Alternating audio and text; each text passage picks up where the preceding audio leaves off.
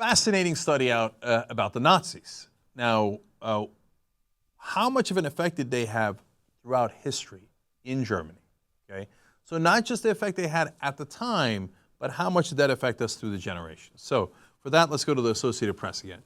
Researchers from the United States and Switzerland examined surveys conducted in 1996 and 2006 that asked respondents about a range of issues, including their opinion of Jews. The polls, known as the German General Social Survey, reflected the views of 5,300 people from 264 towns and cities across Germany, allowing the researchers to examine differences according to age, gender, and location.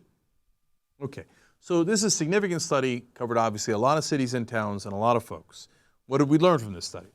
By focusing on those respondents who expressed consistently negative views of Jews in a number of questions, the researchers found that those born in the 1930s held the most extreme anti-Semitic opinions, even 50 years after the end of Nazi rule. Isn't that amazing and depressing? Turns out that once you indoctrinate kids to think a certain way, they think that way for a long, long time. Now look, I suppose the upside is if you indoctrinate them with positive thoughts, that will also last a long time. But for now, this is the study we have in front of us. And boy, did they put poison in their minds. And 50 years later, that poison is still there. Amazing. They explain here, the study's author, the extent to which Nazi schooling work depended crucially on whether the overall environment where children grew up was already a bit anti-Semitic. Okay, so it's not just a simple formula of indoctrination. The culture had to already be ripe for it. Okay, and when you have that and then you do the indoctrination, it lasts for a long, long time. Now, obviously, this isn't, and there's one other amazing part. The generation before them, not as anti-Semitic. The generation after them, clearly not as anti-Semitic in Germany. But that generation, in the areas where it was ripe for anti-Semitism, when you added the propaganda in, they had anti-Semitism that lasted for 50 years and beyond, okay? So now, of course, this doesn't just apply to Germany. I mean, look at what we have here in the United States. There are certain areas in the U.S. where 50 years ago, we had a society that was clearly racist.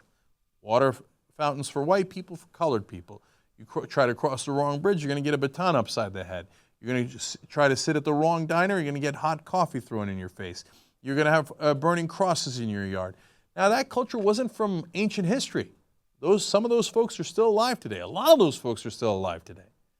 Now, if that indoctrination in that culture persisted in Germany for 50 years, do you think it might have also persisted here?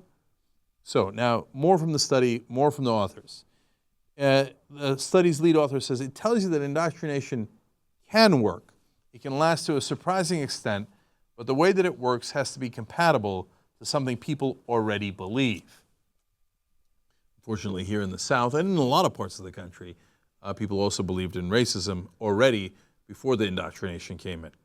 Now, the Associated Press finally says about how they indoctrinated the kids and the sick things that they did. They said they gave students projects that included scouring church records for the names of Jewish families that had recently converted to Christianity.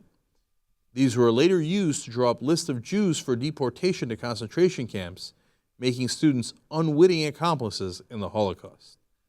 Reading that turns my stomach, man. I mean, the depravity of human beings sometimes is untold and unfathomable. And understand this happened, and understand that it was not limited to one place and one time. Unfortunately, it still haunts us to this day. That's the reality. Better that you know it than you don't. So I appreciate that they did this study, and armed with this knowledge, I hope that we can fight back against this discrimination and all others in all places across the globe.